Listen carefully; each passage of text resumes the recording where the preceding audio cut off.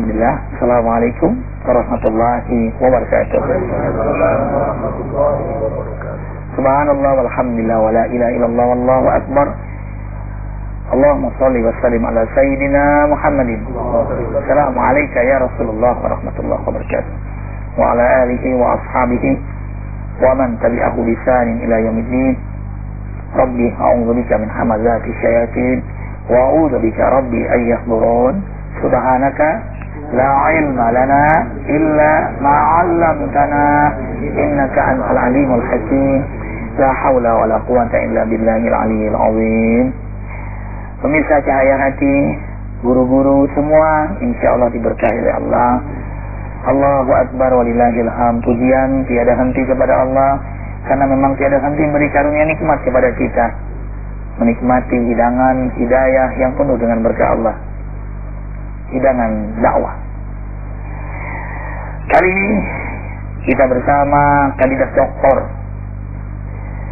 Bang Sunandar, ya, tidak asing lagi, terutama bagi Arifin, kenal dengan beliau dan beliaulah yang mengajak Arifin tampil di televisi ini, ikhwah.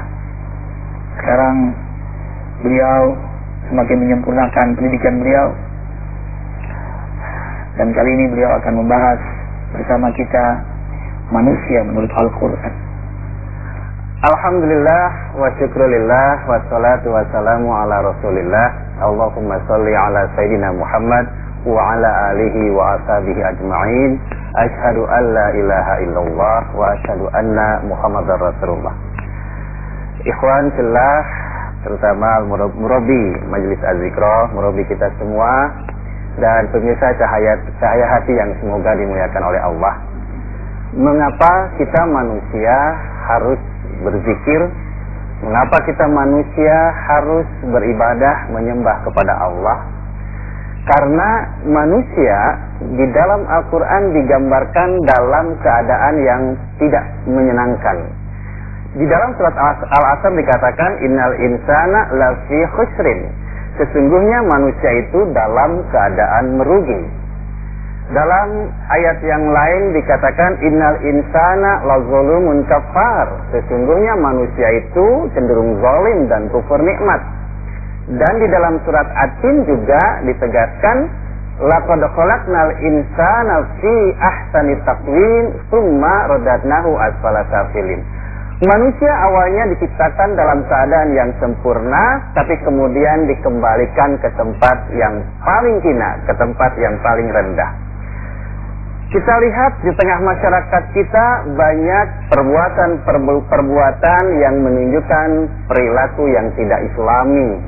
Banyak sekali, subhanallah. Itu sebabnya Rasulullah di dalam sabdanya mengingatkan. Sabda ini sahih, mengatakan yaridun nas kulluhum nar summa yasduruna minha bi'amalihim fa awwalahum kalamil barki summa kamarri summa karraqidi summa kahadil farasi summa kasabirijal summa kamashihim. Rasulullah mengingatkan kita bahwasanya manusia itu semuanya akan masuk neraka dahulu, dan mereka akan keluar dari neraka karena perbuatan mereka selama mereka hidup di dunia. Yang pertama, masuk neraka dan dengan cepat keluar dari neraka bagaikan sinar kilat, kalam ilbarki. Yang kedua, masuk neraka dan keluar dari neraka bagaikan kencangnya tiupan angin. Yang ketiga, bagaikan kencangnya kendaraan raqidi. Dan yang keempat, bagaikan kencangnya kuda. Yang kelima, bagaikan kencangnya larinya laki-laki. Dan yang kelima, bagaikan kencangnya atau lambatnya seseorang berjalan. Artinya apa? Artinya bahwa manusia semuanya masuk neraka dan nasibnya berbeda-beda. Ada yang sangat sebentar di neraka lalu kemudian masuk surga. Ada yang agak lama, ada yang lama sekali direbus, disiksa di dalam api neraka. Sebentar dan lamanya itu sangat tergantung kepada perbuatan mereka selama mereka hidup. Perbuatan di dunia sangat menentukan nasib kita nanti di akhirat. Apakah selama hidup di dunia ini kita gunakan waktu yang terbatas itu untuk berinvestasi akhirat, meningkatkan keimanan dan ketakwaan, meningkatkan kuantitas dan kualitas dalam ibadah kita, dan meningkatkan amal soleh. Semua itulah yang akan menentukan masuk dalam kelompok yang mana. Bagaimana pandangan Al-Quran tentang nasib tadi? Mari kita lihat surat Az-Zumar, surat ke-39 ayat 71 mengatakan, wasiqal ladzina kafaru ila jahannama zumara. Orang-orang kafir itu akan dimasukkan ke dalam neraka jahanam zumara, rombongan-rombongan. Di dalam ayat ke-73 dikatakan, wasiqal ladzina taqaw rabbahum ila jannah zumara. Orang-orang yang takut kepada Tuhannya, yang sholat, yang puasa, dan sebagainya, akan masuk ke dalam surga zumara, rombongan-rombongan. Nah, Ustaz, menurut ahli tafsir, yang dimaksud zumara, rombongan-rombongan itu artinya nanti ada rombongan ke-1, rombongan kedua, ketiga, dan seterusnya. Ketika rombongan ke-1 masuk surga, maka rombongan kedua nunggu dulu, antri, transit. Transitnya di mana? Di dalam Al-Quran dan hadis banyak dikatakan hanya ada 2 tempat, jannah wan nar, dengan berbagai jenisnya, macamnya. Maka ketika rombongan ke-1 masuk surga, rombongan kedua pasti transitnya di neraka. Rombongan ketiga, keempat, dan seterusnya itu juga menandakan seberapa banyak amal ibadah yang diperbuat ketika hidup dan seberapa besar dosa dan maksiat, kedurhakaan, kezaliman yang dilakukan. Itulah yang menentukan apakah rombongan terakhir atau rombongan terdepan. Ustadz dan pemirsa Cahayati yang semoga dimuliakan oleh Allah, muncul pertanyaan, bagaimana dengan kita, pemirsa Cahayati yang setia, para asatidz?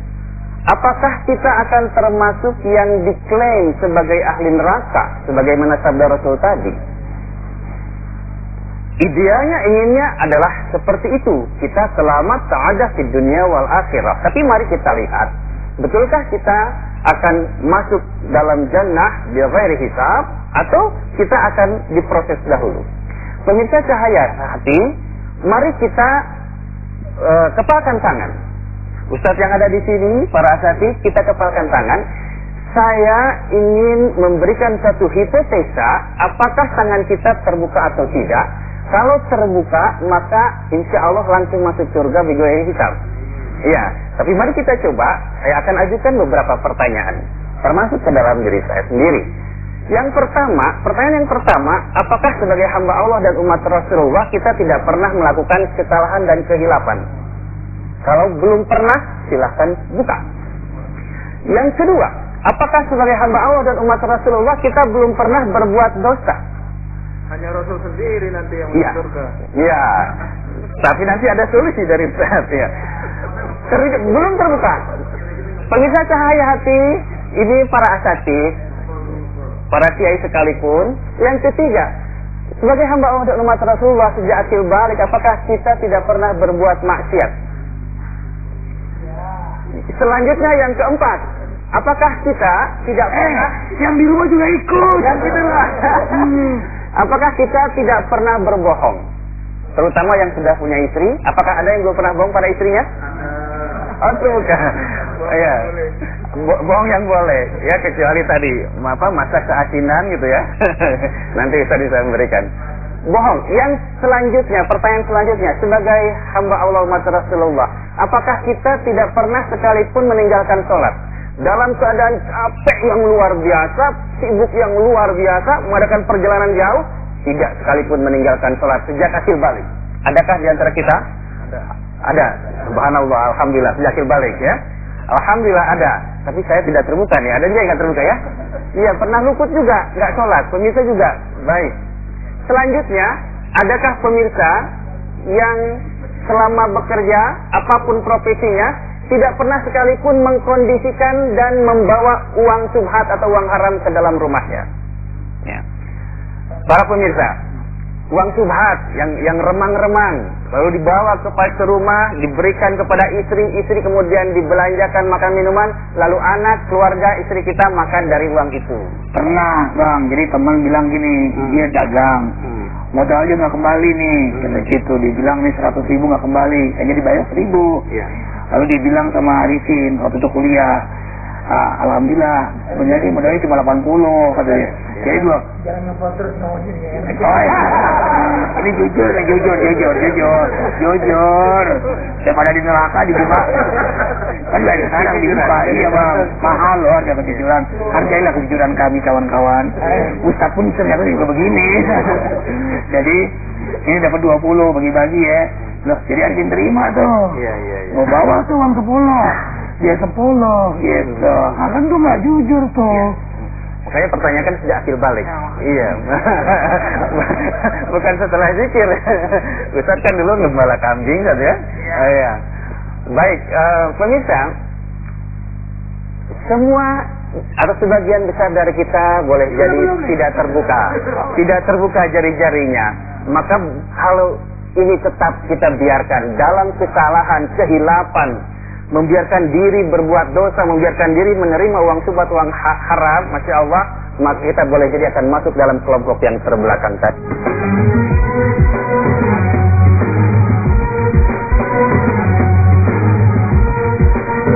Rasulullah mengingatkan kita, man atas alaihi arba'una sanatan walam yablug khairuhu syarahu falyatahajjar ilan nar.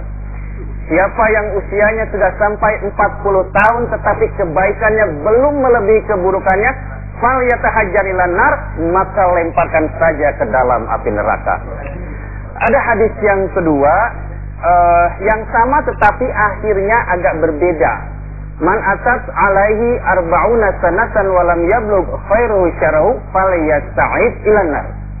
Siapa yang usianya sudah sampai 40 tahun tetapi kebaikannya belum melebihi keburukannya, sholat wajib yang ditegakkannya belum lebih banyak daripada sholat yang ditinggalkannya, amal-amal ibadahnya, amal solehnya belum lebih banyak daripada perbuatan dosa-dosanya, falyasta'id ilan nar, maka siap-siaplah dimasukkan ke dalam api neraka. Tetapi arti hadis ini Udah boleh, karena kita sudah menjadi ahli zikir. Iya. Pemahaman hadis yang kedua ini cukup menggembirakan karena pengertian falyasta'id ilan nar, siap-siap dimasukkan ke dalam api neraka, artinya kita masih diberi kesempatan agar tidak dimasukkan ke dalam api neraka. Itu sebabnya mari kisah hidup kita, karunia Allah yang luar biasa, karunia kehidupan, karunia umur panjang, sehat jasmani, karunia rezeki, kita gunakan untuk investasi akhirat. Ad-dunya mazra'atul akhirah.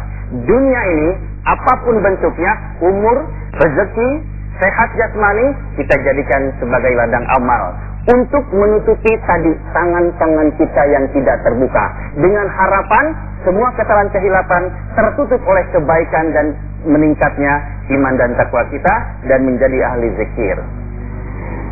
Illa man taba wa amana wa amila amalan salihah fa ulaika yubaddilullahu sayyi'atihim hasanat wa kana Allahu ghafurur rahima.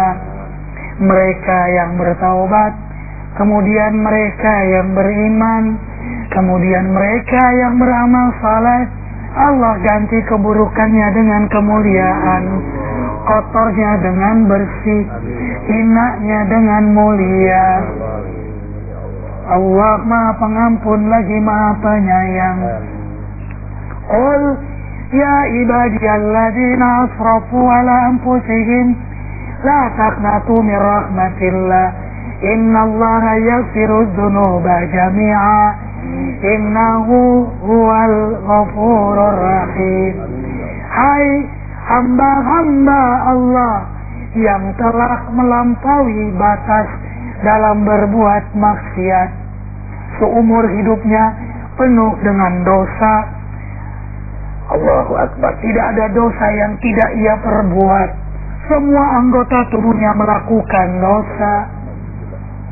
Janganlah putus asa, mohon rahmat Allah. Janganlah putus asa, mohon ampunan Allah. Sesungguhnya Allah akan mengampuni seluruh dosa-dosa hambanya jami'ah.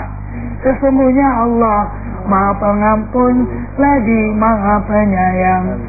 Walaula fadlullahi alaikum wa rahmatuhu ma zaka minkum min ahadin abada walakinnallaha yuzakki man yasha wallahu sami'un alim. Kalau bukan karena karunia dan rahmat Allah, tidak satu pun di antara kalian yang mendapat ampunan dosa, tapi Allah memilih siapa di antara hambanya yang diampuni olehnya. Maha mendengar Allah, lagi Maha mengetahui. Ya ayyuhalladzina amanu tubu ilallahi taubatan nasuha asa rabbukum ayyukaffira ankum sayiatikum wa yudkhilakum jannat. Hei orang beriman, bertobatlah kepada Allah sebenar-benarnya taubat. Niscaya Allah cover, tutupin yang tadinya begini semua. Akhirnya dengan taubat sungguh-sungguh Allah buka. Waqimus sayiat wa man takis sayiati yawma idzin faqad rahimta wa dzalika huwal fawzul azim. Siapa di hari kiamat yang mestinya dibuka aibnya, dipertanggungjawabkan atas dosanya, disiksa karena kezalimannya, tapi Allah tidak buka, tapi Allah tidak balas, tapi Allah tidak siksa, tapi Allah tidak masukkan ke neraka karena taubatnya. Itulah rahmat Allah, itulah kemenangan bagi orang-orang yang bertaubat. Karena itu jangan tunda lagi, masih hidup, segeralah bertaubat. Makasih ya Allah, Kau masih beri kesempatan kami memperbaiki diri.